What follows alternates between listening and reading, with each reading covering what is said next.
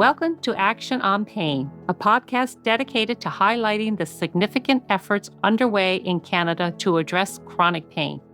By presenting perspectives from individuals who live with pain, researchers, clinicians, and other stakeholders, we explore various impacts on people's lives and the initiatives, research endeavors, and the committed professionals working to effect meaningful change.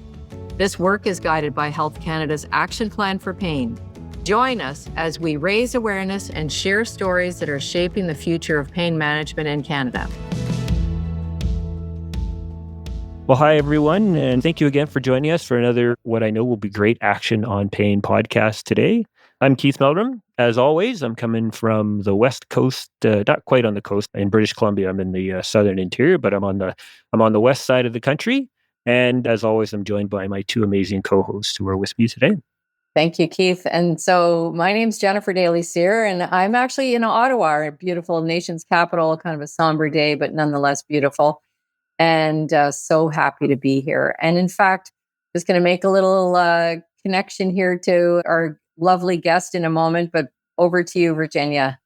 Hi, my name's Virginia McIntyre, and I get to join from the East Coast, from Nova Scotia. So it's beautiful here today. Jenny is a Spoonie, volunteer, partner in education, research, and community care, advocate, speaker, and storyteller who lives with a licorice all sorts of conditions, such as rheumatoid arthritis, osteoarthritis, fibromyalgia, chronic fatigue syndrome, and more.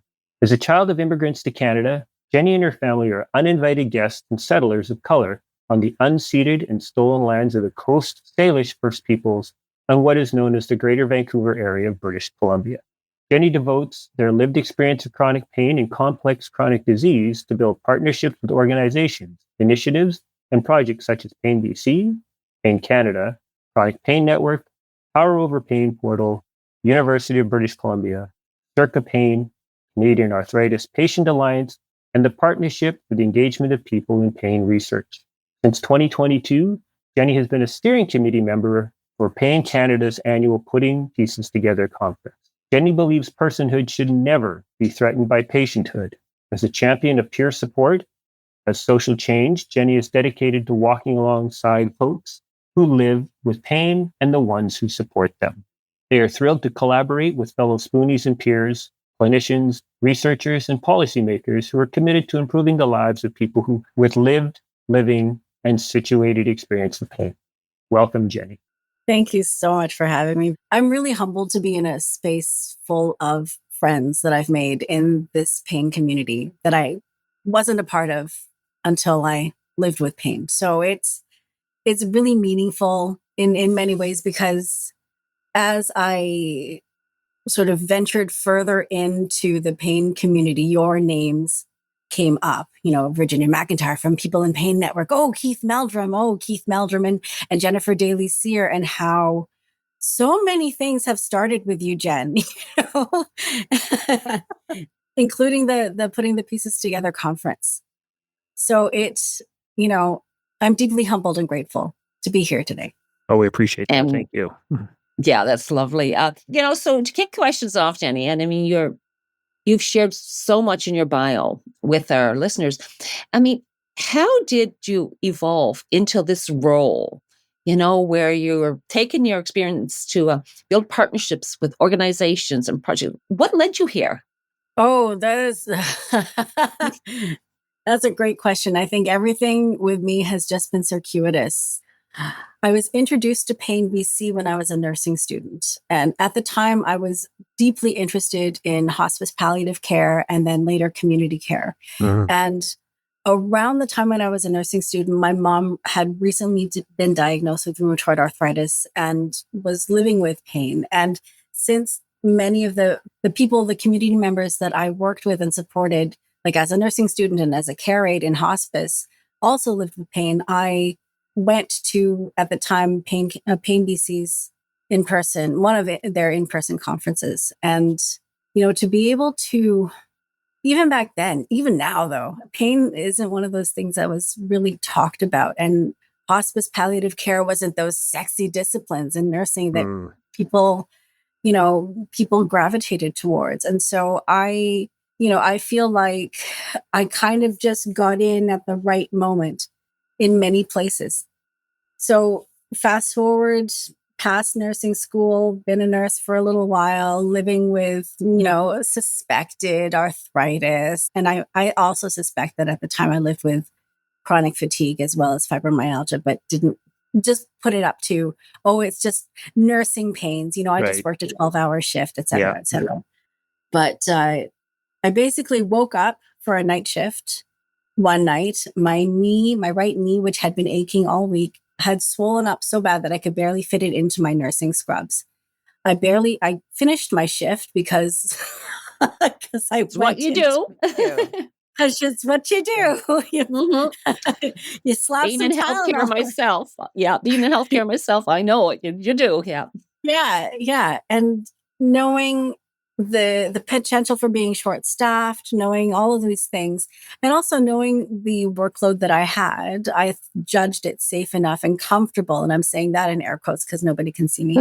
Comfortable enough for me to go into work. And it was, it was a manageable shift, but at the end of the shift, I couldn't walk.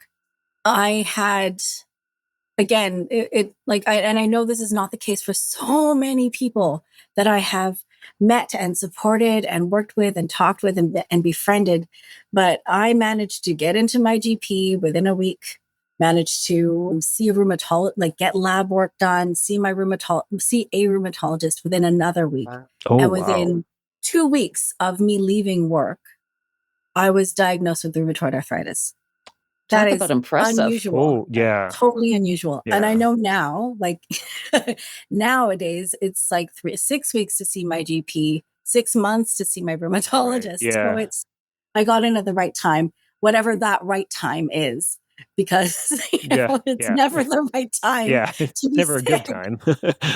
And then, I went through so much despair, right? What happened to my livelihood? What happened to my community? What happened to the people that I supported and served? And I'm saying this in the most altruistic way, right? That I was walking alongside. What happened to the friends that I saw at work? I had home and I had work, and that was pretty much it. And so 3/4 of my life was excised when I got sick. And I'm saying that sick in air quotes as well. And then I thought, okay, well, what do I have around me that is supportive? And then I remembered Pain BC. And then that's how I got into Pain BC. I wanted to be of use again. And I'm saying I wanted to contribute. I wanted to, be a part of something. I wanted to find a community because nobody in my life was experiencing what I was experiencing, right? I felt, and I could be any one of the people that I've seen in peer support groups. I felt isolated. I felt alone. I felt removed from everything. I felt nobody understood me. And so I looked for the places, particularly in Pain BC, that I felt could understand me. And that meant looking at the resources, looking at, could I volunteer? Could I learn a new skill? Could I be of use? And even saying that, I can feel that drop in my belly, right? Jen, I see your face. Really want to say something. No, I'm just very expressive and feeling so much connection to everything you're saying, Jenny. Carry on, because I just really value how you describe your experience. Thanks. Yeah. So to be of use. And that's there's a poem by Marge Piercy called To Be of Use. And it's really, I kind of sit with that seasonally, because that's something that I continue to reflect on, right? What continues to be my role as it evolves in the pain community. So I trained as a health coach, in the Coaching for Health program. And then at the same time, I utilized all the resources that they had. I went to peer support groups when they were in person, pre-COVID. This was 2019, 2020. And I loved it. I loved being around people. And Virginia, I know you know how it feels to be the best. Right? Yeah. And it's around the people who understand. It's yeah, me too. I get it. Yeah. Exactly. And as close as I was with my family and my friends, I did not get that same sense of like belonging as I did the moment I entered those rooms with people who got what I got. And I kind of joke, and I've said this before in other places, right? Like I didn't, as a former nurse, and a former nurse who was working with people in excruciating pain and different kinds of pain, right? Like not just like the cancer pain, acute pain, chronic pain, and then the total pain, the physical, the social, the psychological, the emotional, the spiritual, the financial, the bureaucratic, right? I didn't get it because it was still not in my body. It was all in my head, and I was treating it. And I'm saying that in air quotes too. So I joke that I say I didn't get pain until I got pain.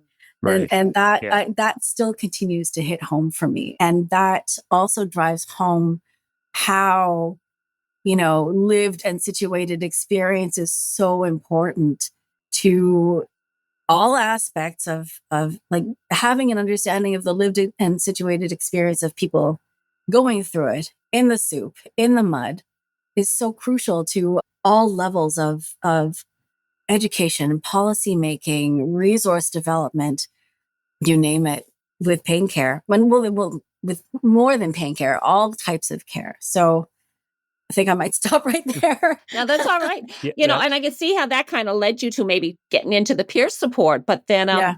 and I see the value of peer support. This is, till I went into peer support, I went in there thinking I was going to help other people. I had no idea how much they helped me remove my Exactly. mask and help me. But then you got into policy and you got into so many other things. Like how did one thing lead to another? You're just involved in everything. And I love it. Yeah. I think that a lot of credit goes to the people who saw me, right? So Jen Hansen, who used to be the director of education innovator at Payne BC, Dorota Hedzelek, who was at the time, the director of social support program at Payne BC. Like I just couldn't stop talking to people. Maria Hadsmith, and I think that for many people, in particularly coming out of BC pain space, for many people, everything starts with Maria and Jen and Dorota. So it's funny, even that from Nova Scotia, when I got people paying that chronic, they were my go-tos all the way from here, and just the support. What I love about what you've just shared with us, Jenny, is there's a lot there, but you've taken, for people who are handed these life-changing sort of illnesses and diagnoses, you can go one of two ways. You can withdraw, which is easy to do. And I think we've all done that at times and still do have moments of withdrawal. Or you can reach down inside and say, as you did, I want to give back. You come from a position of service because you were a nurse, right? And so you're wired to help people. So you were handed this new life to live, and you were able to find a way to say, well, I want to give back. And that is so critically important because, as we know, without the input from people who live with pain, the changes that are needed are not going to be made, or if they are, they're going to take a hell of a lot longer than they are, because we need people like Jenny Lorca who are out there advocating, educating, politely telling policymakers and academics and researchers you're wrong and here's why, to make the change that's needed. So what I love about your story is it's one of hope and positivity, of taking a difficult, I don't want to say negative, but a challenging situation and turning it into something that has become, as I see it for you, extremely positive. Thanks, Keith. I've got several things to say about that. Like I have to say about everything, right? And I think all of us do. One of those things is, I have to say how I have to be really clear about the privileges that I live with and the advantages that I live with, right?